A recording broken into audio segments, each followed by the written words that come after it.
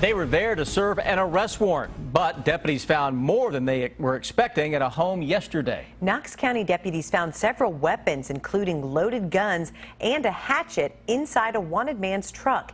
Tonight, Hillary Thornton is talking to deputies who say they're glad the situation didn't take a dangerous turn. She has our top story at 5:30.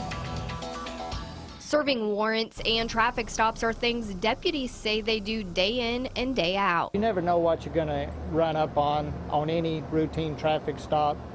Every situation is critical. That statement certainly rang true on Thursday when deputies saw a man they had been looking for, 28-year-old Jesse William Davis. Observing him on the side of the road, parked up, we moved in, make a routine traffic stop. That routine traffic stop to serve a warrant proving to be anything but routine. He had a loaded military issue .45 caliber handgun that was cocked and ready to pull the trigger, sitting in the seat, kind of hidden under the console. Deputies say after pulling Davis out of the vehicle, they found a loaded AK-47 under the back seat, an armed magazine for that rifle, along with other firearms and ammo, a billy club, and a hatchet. Deputies say after seeing all of this and having the situation under control, their first reaction was, why would anyone have this much firepower with them? Usually an indication that he's either afraid of something or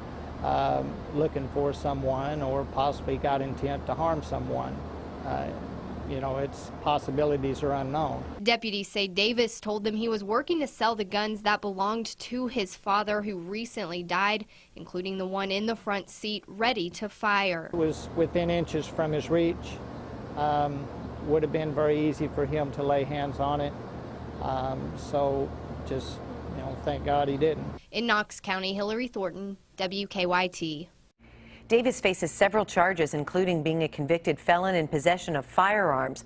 His girlfriend, Lacey Messer, was also arrested at the scene for public intoxication and possession of drug paraphernalia.